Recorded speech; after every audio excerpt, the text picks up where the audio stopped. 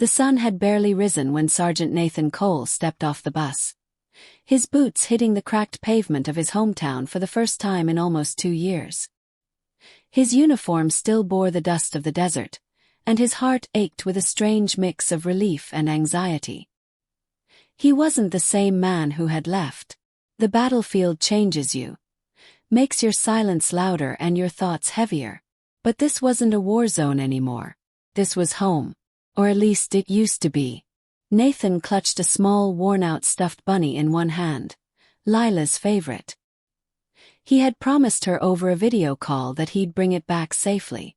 She had laughed then, her gap-toothed smile lighting up his screen, unaware of the fear he carried every night, wondering if he'd ever get to see her again. And now, as he stood in front of the little yellow house with the white porch swing that still creaked in the wind, he tried to steady his breath. He had survived the chaos of war, but nothing prepared him for this moment, the moment he would walk through that door and hold his daughter again. The front yard was quiet. Too quiet. The swing swayed gently though there was no wind. The flowers his ex-wife loved to plant every spring looked wilted and forgotten.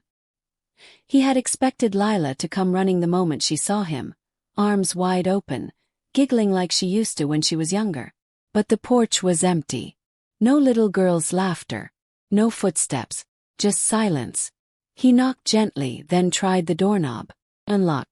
Inside, the house felt colder than it should have for July. Pictures still hung on the walls.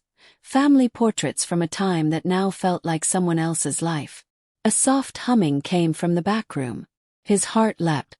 "Lila," he called. The humming stopped. A few seconds later, a small figure appeared in the hallway. Lila stood there in her pajamas, holding a plastic cup and rubbing sleep from her eyes. For a moment they just looked at each other. She seemed older somehow, taller, thinner. Her hair was longer than he remembered, curling at the ends like her mom's. But her eyes, those soft brown eyes, still held the same quiet curiosity. Nathan dropped to his knees and opened his arms.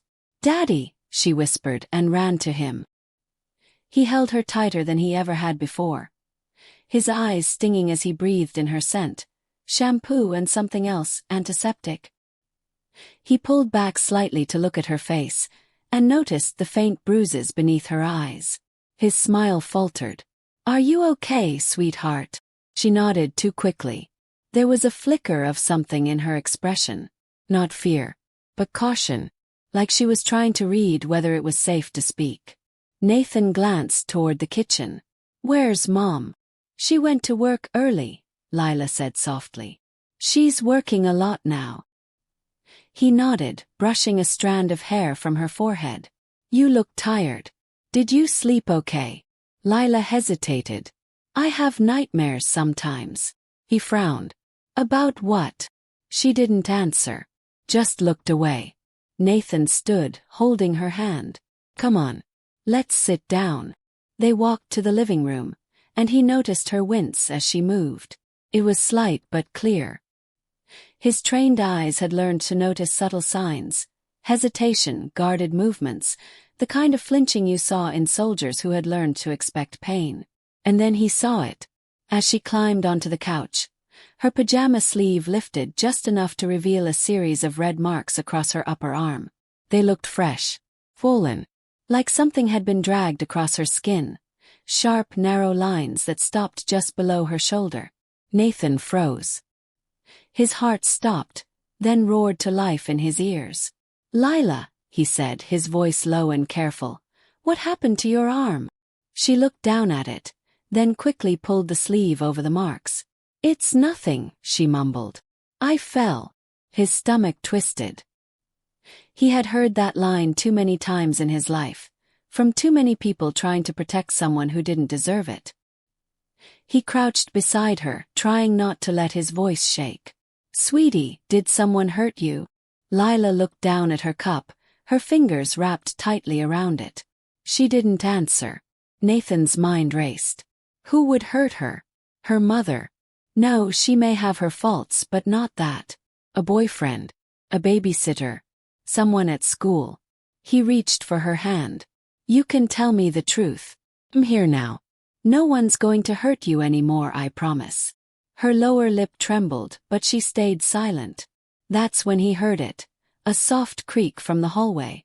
Nathan stood instantly, his military instincts kicking in. He turned toward the sound, heart pounding. The hallway was empty. Or at least it looked that way. But something wasn't right. He hadn't seen a second car outside. No keys on the kitchen hook. No signs of someone else living there. He moved toward the hallway slowly, motioning for Lila to stay back. Is someone here? He called. Silence. But Lila's eyes widened. She shook her head subtly, then whispered, Don't go back there. Nathan, stop. What do you mean? She swallowed hard.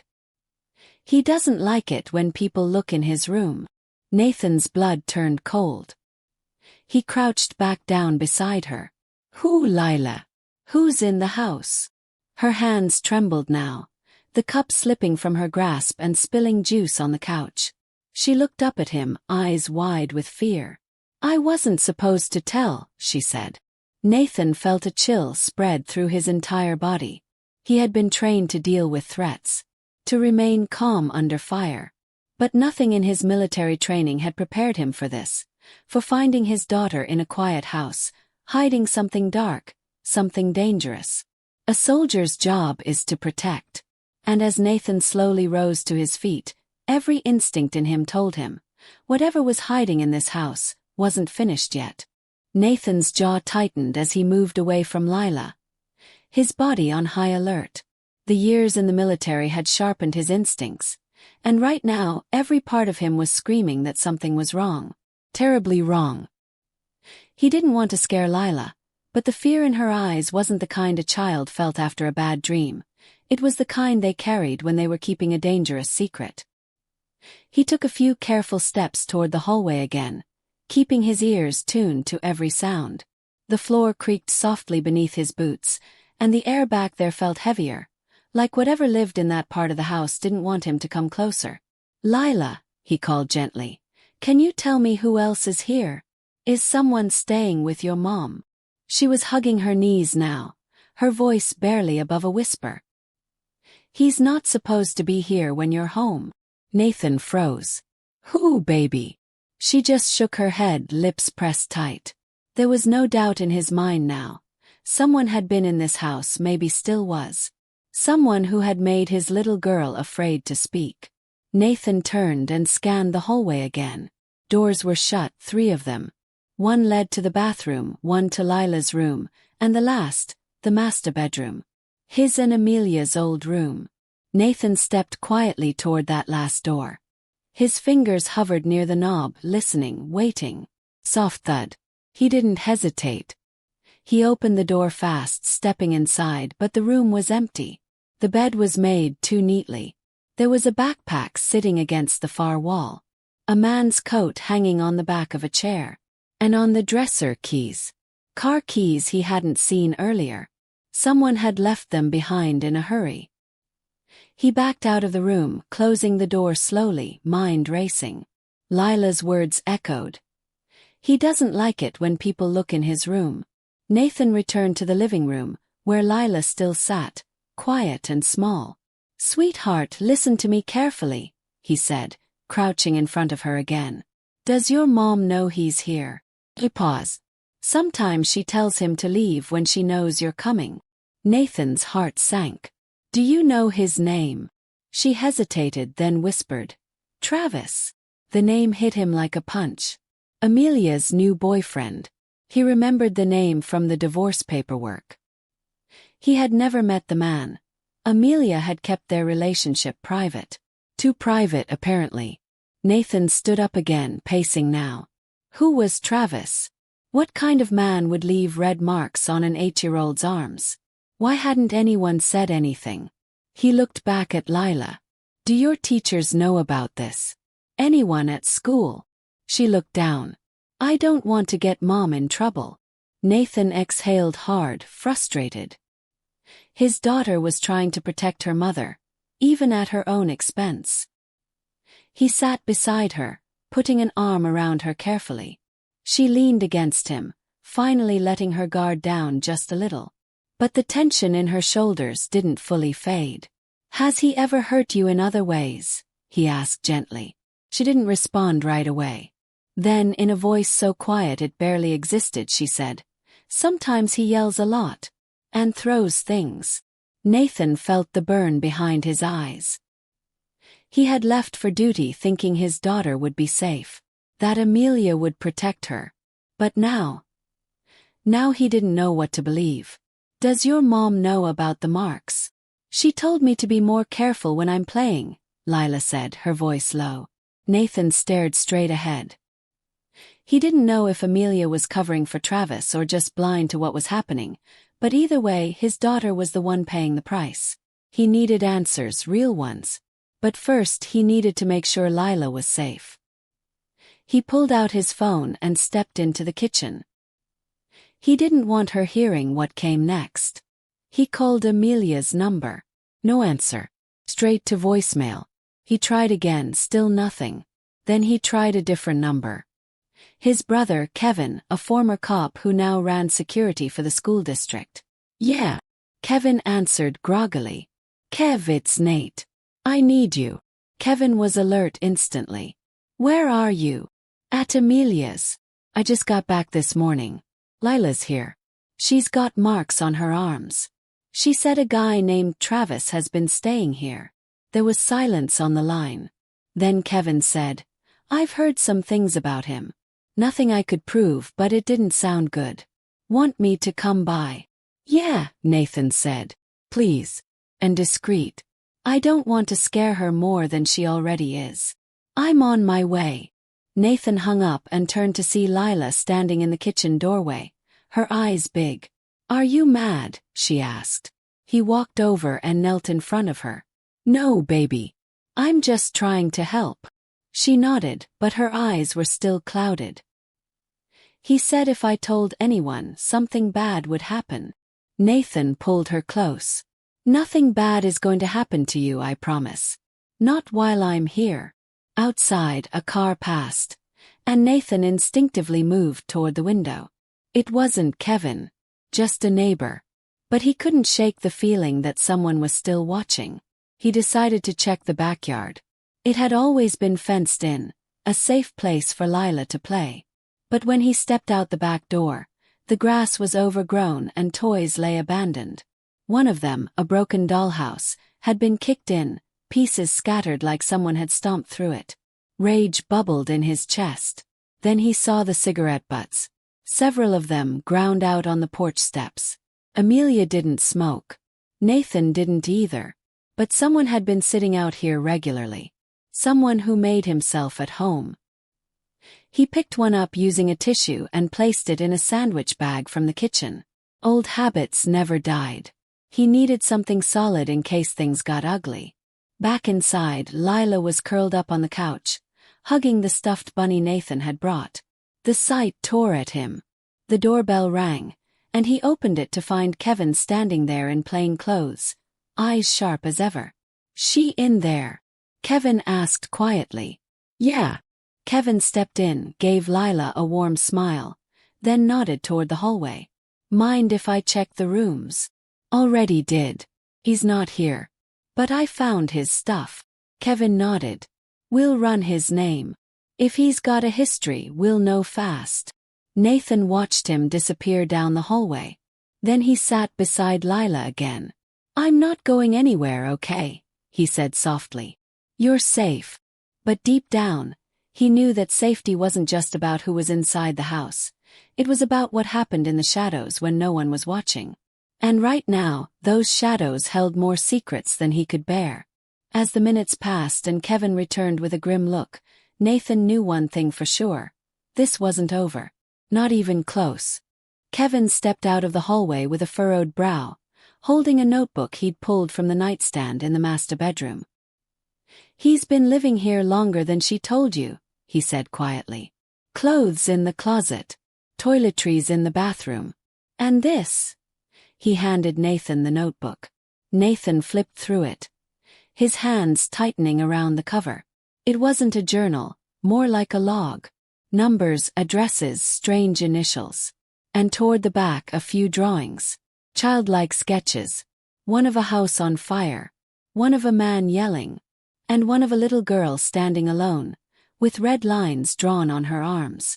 Nathan's stomach dropped. "That's Lila's drawing," he muttered. Kevin nodded grimly. "She's been documenting what she can't say out loud. Smart kid. But it means whatever's happening has been going on for a while." Nathan sat back down, trying to steady his breathing.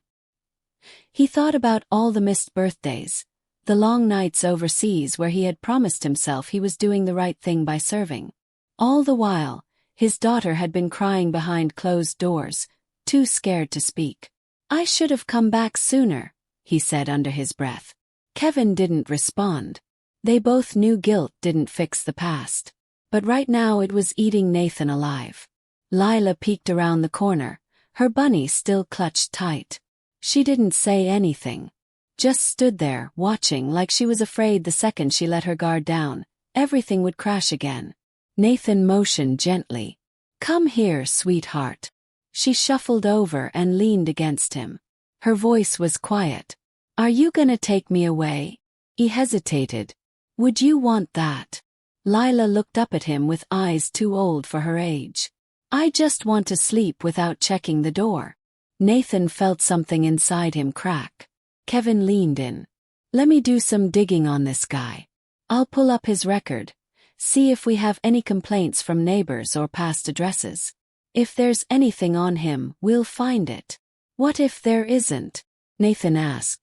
"Then we build our case another way." Outside, a car engine rumbled past. Nathan's eyes darted toward the window. The same black sedan. He'd seen it earlier parked across the street. But now it circled slowly, like someone was watching for movement. Kevin followed his gaze. "Is that him?" "I don't know. But I don't like it." Kevin stepped outside and pretended to check his phone, eyes flicking toward the car. It didn't stop, just rolled past and turned the corner. But the tension in Nathan's shoulders didn't ease. He knew the feeling of being watched, of being hunted. Whoever this man was, he wasn't the type to back off easy. Back inside, Lila was drawing quietly at the kitchen table now, the bunny propped beside her. Nathan walked over and saw she was sketching a tall man standing by a doorway. Red crayon slashed down one side of the page. A door half open behind the figure. "Who's that?" he asked gently. He paused. "He comes sometimes when Mom's asleep." Nathan tried to stay calm. "Does she know?" Lila shook her head. "She doesn't wake up." Nathan exchanged a glance with Kevin. There was more going on here than just one abusive boyfriend. Something else, something darker, was buried in this house. And his daughter had been carrying it alone. As the afternoon faded, Amelia finally returned. Her heels clicked on the porch as she opened the door with a distracted look, grocery bag in hand. She froze when she saw Nathan. "You're back," she said flatly. Nathan stood, arms crossed. "You want to tell me what's going on in this house?" Amelia blinked, clearly caught off guard. "What are you talking about?" Kevin stepped in. "We need to talk about Travis." Her eyes flickered just for a second. "He doesn't live here." Nathan gestured toward the hallway. "His coat's here. His backpack. His toothbrush. Lila said he's been staying here." Amelia set the groceries down slowly. "He's not supposed to be here when she's home alone. He's not dangerous." "She's got marks on her arms," Nathan said, his voice rising. "She flinches when someone walks down the hall. She draws pictures of him coming into her room at night." Amelia looked away, guilt creeping across her face. "I didn't think it was that bad." Nathan took a step closer. "You didn't think it was bad enough to stop it?" Kevin spoke calmly. "We're not here to argue. We just need to know what kind of man Travis is and how long he's been around Lila unsupervised." Amelia hesitated. "He's had a hard past. But he's trying to be better." "And what about Lila?" Nathan shot back. "What about her?" Tears welled in Amelia's eyes. "I thought I was doing the best I could. You weren't here." Nathan wanted to yell. to demand answers. But Lila was watching again, her small hands clutching the edge of the table. He swallowed the anger. It wouldn't help now. What mattered was getting her safe. "We need to get her out of here," he said. "At least until this is sorted." Amelia didn't argue.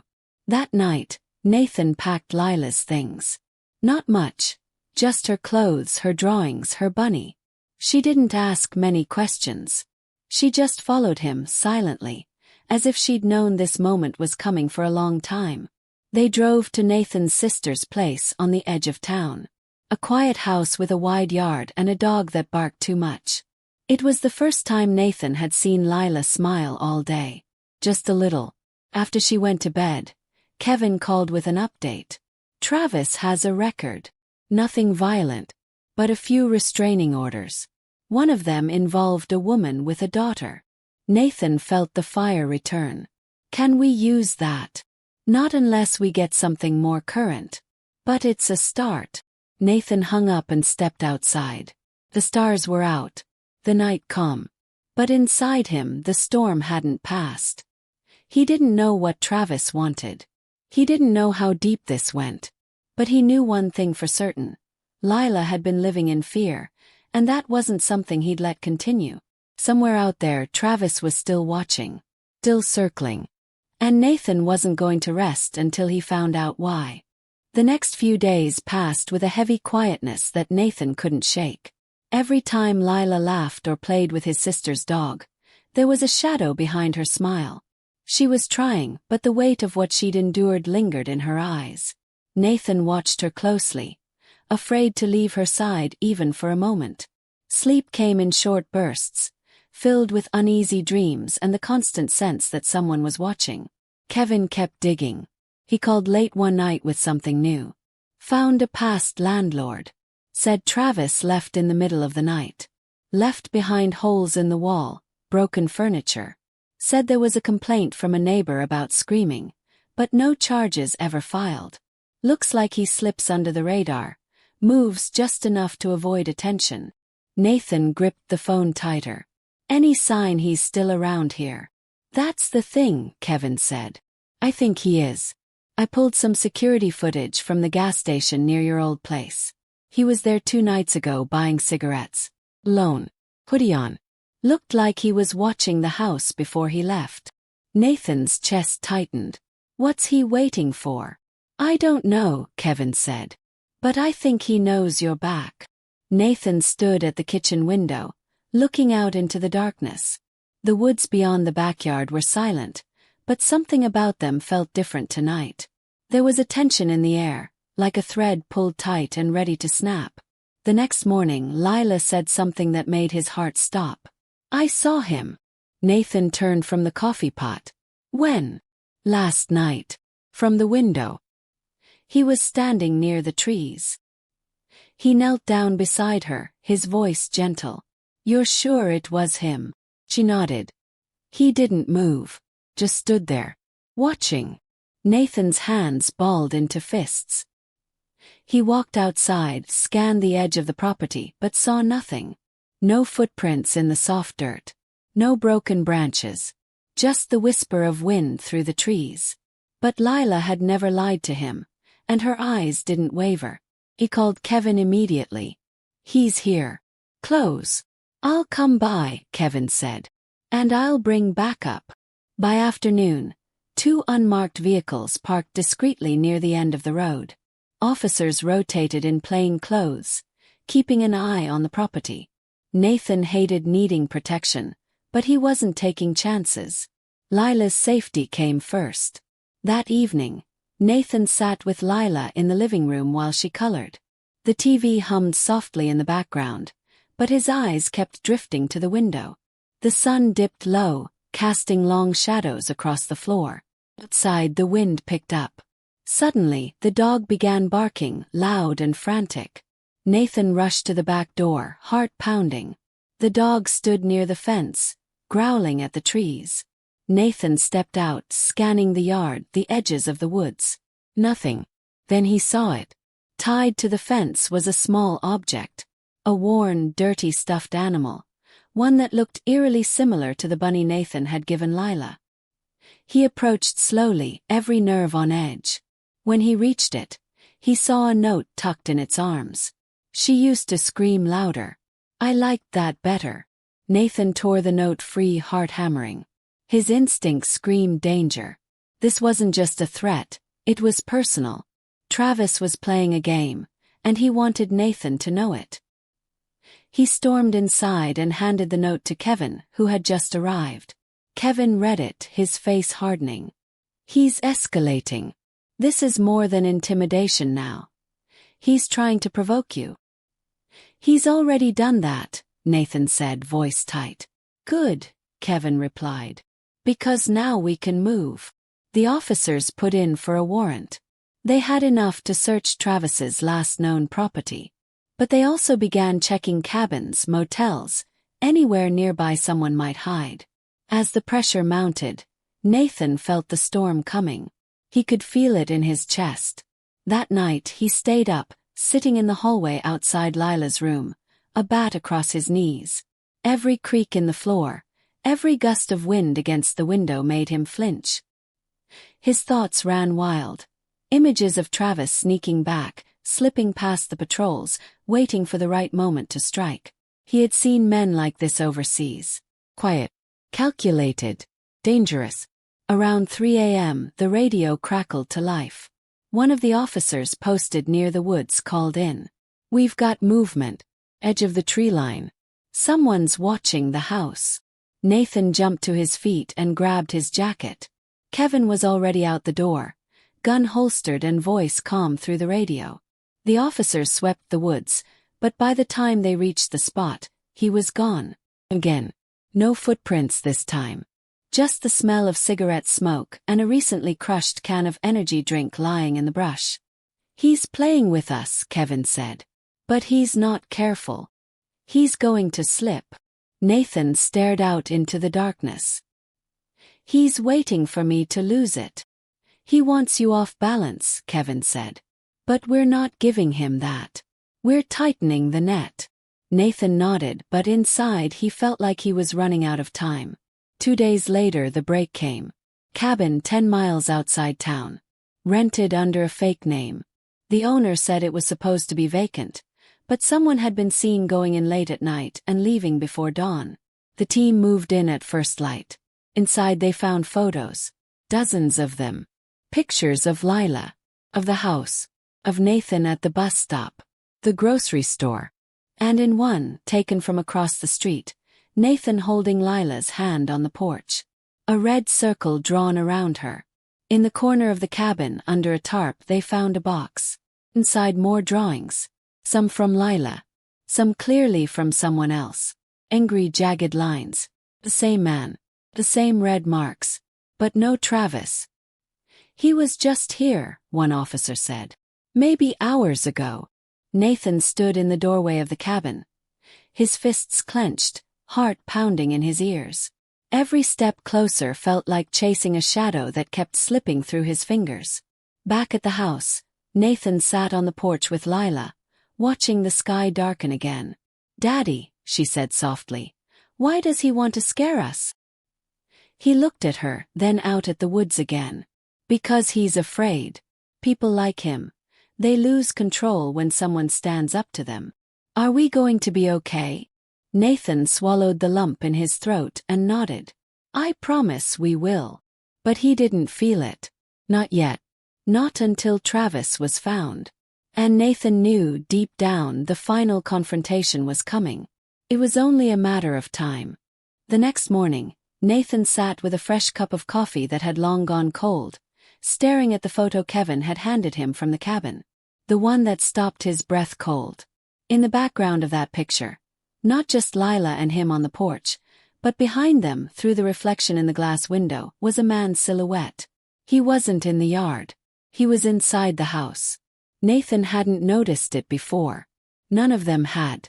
The realization sent a chill crawling up his spine. Travis hadn't just been watching from the woods. He had been in the house at least once. And they had never known. He stood abruptly, pacing the kitchen as Lila played in the living room with her crayons. Every part of his training screamed at him to pull her out of the house immediately, to hide her somewhere even more secure. But Kevin was right. Running would only delay what needed to happen.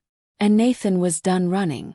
That evening, Kevin returned with an update, but his face gave away more than his words did. "You're gonna want to sit for this." Nathan crossed his arms, jaw tight. "Just tell me." The motel near Route 12. Owner just turned over surveillance from last night. Travis wasn't alone. There was someone else with him. Nathan frowned. "Who?" Kevin hesitated. "Amelia." The room fell into silence. The words didn't compute at first. Nathan felt like the floor had dropped out from under him. "No," he said. "That doesn't make sense." "I thought the same," Kevin said. "But it's her. Clear as day. She met him there. Stayed for almost an hour. No arguing, no sign of fear. They were calm." Nathan sat down, stunned. "She told me she kicked him out. She said she didn't know where he was." Kevin leaned in. "Either she's being manipulated, or she's part of this." Nathan shook his head. "She wouldn't hurt Lila. She might think she's protecting her in some twisted way. But Nathan, we need to consider the possibility that she's helping him." The room suddenly felt smaller, darker.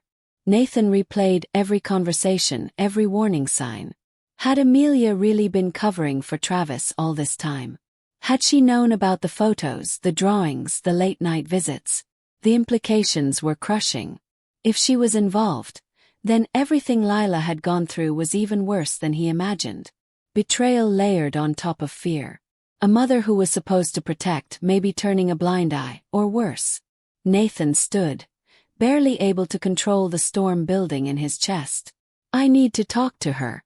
Face to face." Kevin nodded. But not alone. Later that night, Nathan drove to Amelia's apartment complex, Kevin in an unmarked car a block behind. The lights inside her unit were off, but her car was there. Nathan knocked, then knocked again. No answer.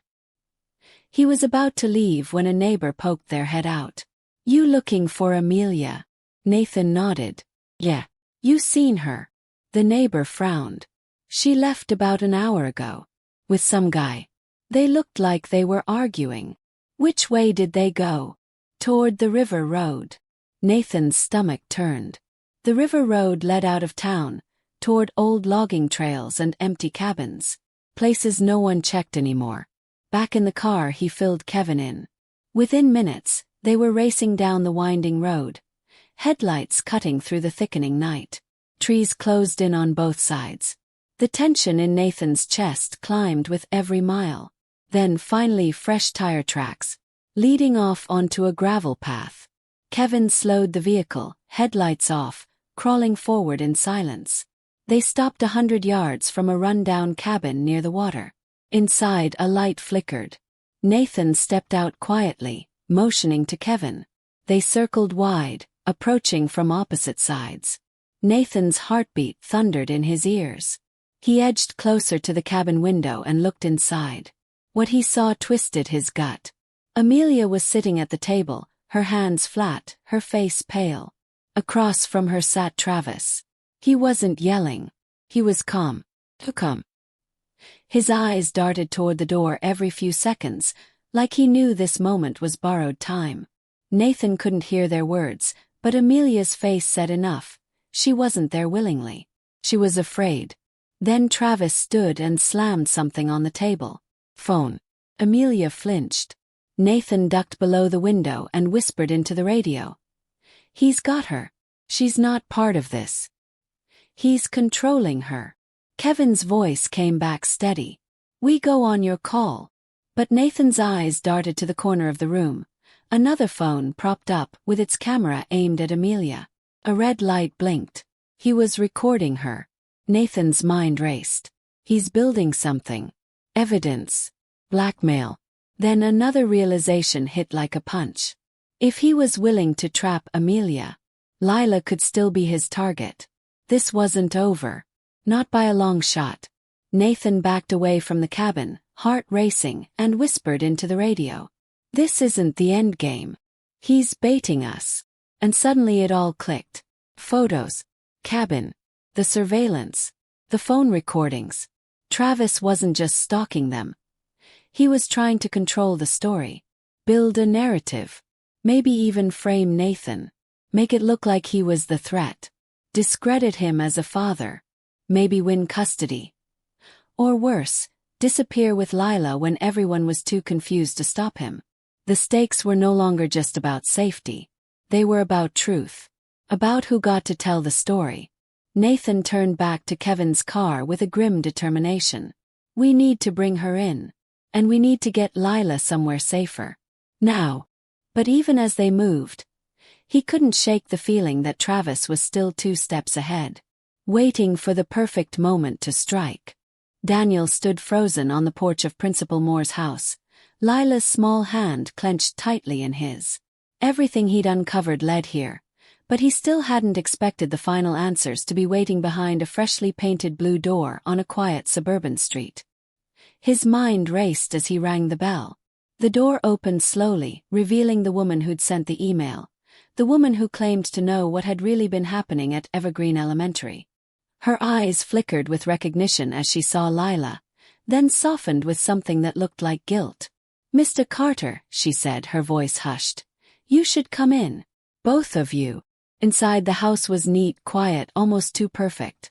But Daniel's instincts screamed that beneath the polished surface, something else was waiting.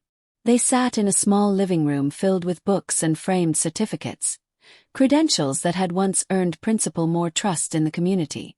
But trust, as Daniel had learned, was sometimes the first casualty when secrets needed protecting. "I don't work at the school anymore," Moore said, her hands folded tightly in her lap. "I left shortly after Lila was pulled from my class." She glanced at Lila. "I saw more than I should have.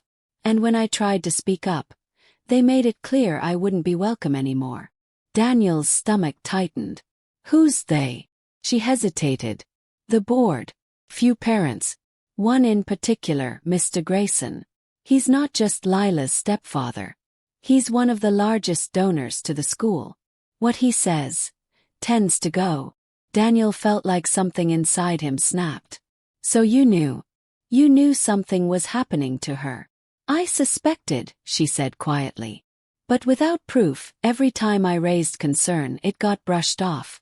They even told me to stop giving Lila special attention, or I'd be seen as unstable.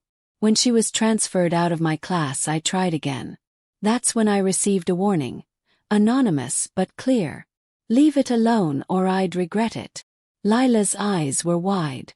Daniel could feel her shifting closer to him on the couch. He wrapped an arm around her, his mind now racing through all the faces at that school, every smiling teacher, every polite administrator who had dismissed his questions.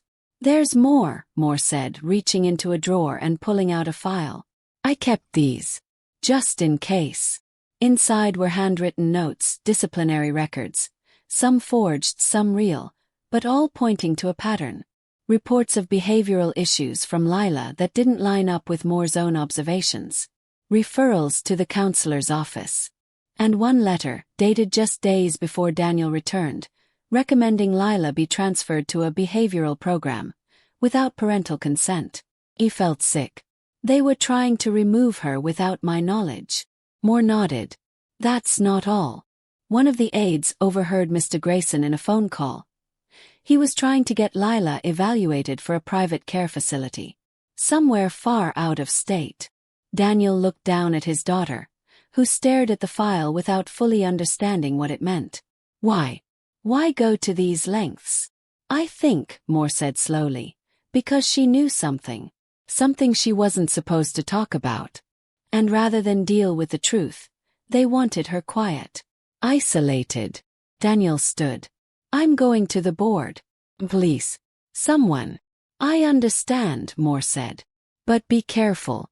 Grayson has influence, money, friends in places that don't want waves." Daniel left with the file in hand, his mind burning. But just as they stepped outside, his phone buzzed. A number he didn't recognize. Against his better judgment, he answered. I hope you've enjoyed your little investigation, a cold voice said. But it ends now. Turn over what you found.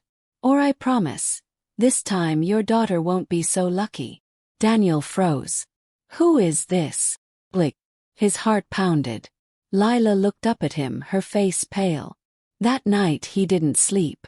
He stayed up watching the doors, the windows, every shadow.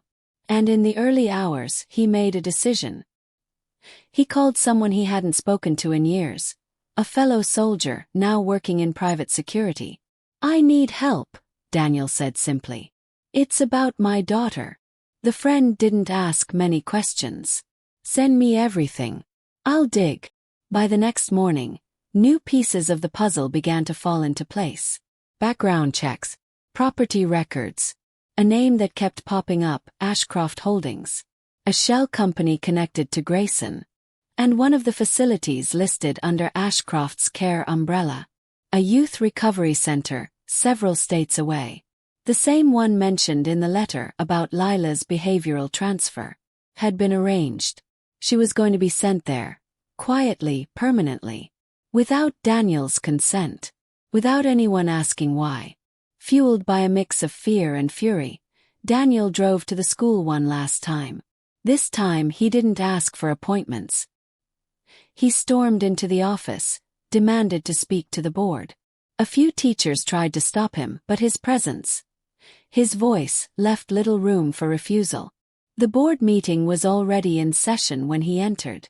Grayson was there, standing by the window, smiling like a man who already knew he'd won.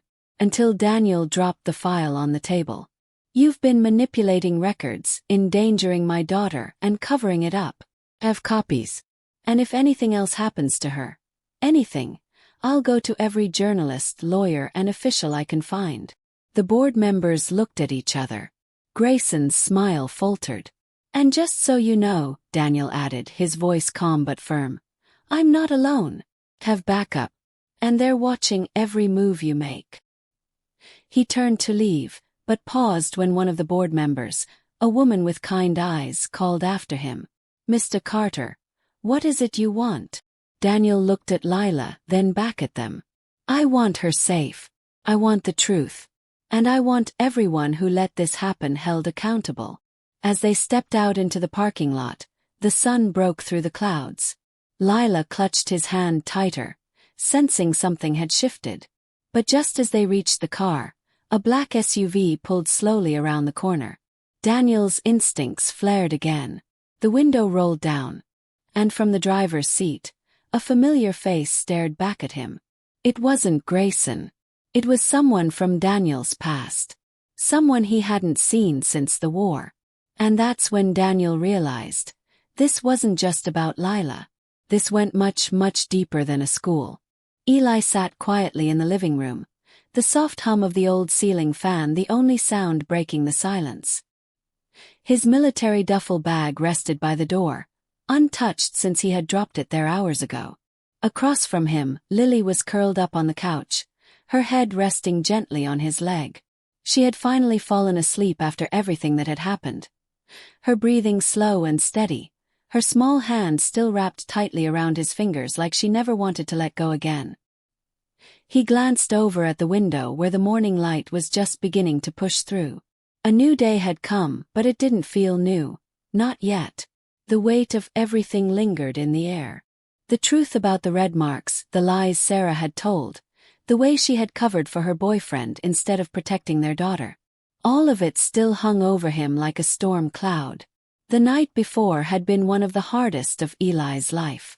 After the confrontation at the hospital, Sarah was taken into custody for obstruction and endangerment. Her boyfriend, now identified as Derek Lane, had fled the scene before the police arrived, but with the bruises Lily showed and the statement from the school nurse who had tried to raise concerns earlier, the authorities were already hunting him down. It was only a matter of time. Eli's mind kept replaying everything. The clues he'd missed during his deployment, the signs Lily must have shown but couldn't explain over the phone, the distant look in her eyes when he first arrived. The guilt clung to him like wet clothes. He had served his country with honor, but he had missed the one mission that mattered most, protecting his daughter. He reached for a small photo frame on the side table. It was a picture of Lily when she was just 5, standing beside her kindergarten teacher, holding up a drawing she had made of her hero dad. His name had been written in wobbly letters across the top. He stared at it for a long time, blinking back the tears that threatened to rise again. A soft knock on the door pulled him out of the moment. He carefully shifted Lily, making sure not to wake her, and got up. On the other side was Officer Ramirez, the same officer who had followed up on his call the day he arrived. She looked tired but hopeful. "Morning, Sergeant Hale," she said quietly. "Sorry to bother you this early. Just thought you'd want to hear the update." He nodded and stepped outside, gently closing the door behind him. "They found Derek," she said. "He was hiding out at his brother's place 2 counties over. He's in custody now." Eli took a slow breath. It wasn't relief exactly, it was too soon for that, but it was a step. "What happens next?" he asked. Ramirez looked down at her notepad and then back up at him. "He'll be charged. Given what your daughter shared and what we've uncovered, the case is strong. As for Sarah, Child Services will be handling the situation, but you should know. You've got a strong chance of full custody, especially since you're her biological parent and now stateside permanently." Eli nodded. "That's all I care about. She stays safe." Ramirez gave a small, supportive smile. "She's lucky to have you back. Not every kid gets that." As the officer walked away, Eli stood there for a moment, letting the quiet sink in. He could hear birds starting to chirp in the distance. Somewhere life was already moving forward. He just had to find a way to catch up. Inside, Lily stirred, rubbing her eyes and looking around until she saw him. "Daddy." Her voice was sleepy but full of something more, trust. He walked over and scooped her into his arms. "I'm right here," he said softly, holding her tight. "And I'm not going anywhere." Over the next few days, Eli began the slow process of rebuilding their life. He found a small house on the edge of town. Nothing fancy, just a quiet place with a backyard and enough room for Lily's drawings on the fridge. He enrolled her in a new school and made sure she saw a counselor who specialized in childhood trauma. It wasn't easy. There were nightmares, questions, moments of silence that stretched too long. But slowly she started to smile again, real smiles that reached her eyes. Eli also began seeing a therapist himself. He had spent so long being strong for others, both in combat and back home, that he hadn't realized how much he needed to unpack. The sessions helped him process the guilt, the anger, and the helplessness he had felt as a father watching his child suffer. He learned that healing didn't mean forgetting, it meant choosing to keep going. One day, months later, Lily brought home a drawing from school. It showed a man with short brown hair, standing beside a little girl holding a teddy bear. Above them, in big colorful letters, it read, "My safe place." Eli stared at it for a long time before pinning it up on the fridge. That night, as they sat on the porch watching the sun go down, Lily leaned her head against his shoulder. "You know what?" she said quietly. "What's that, sweetheart? I'm not scared at night anymore. Not when you're here." Eli wrapped his arm around her. "I'll always be here." They sat there in silence, the kind of peaceful quiet that came only after a storm had passed. The battle was over, not just the legal one but the emotional one too.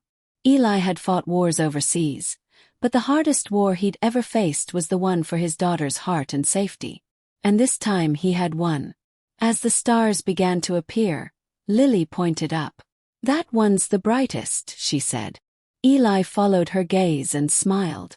"That's your mom's favorite star. She used to say it watched over you when I couldn't." Lily nodded. "Then I'm glad it was watching." Eli didn't respond right away.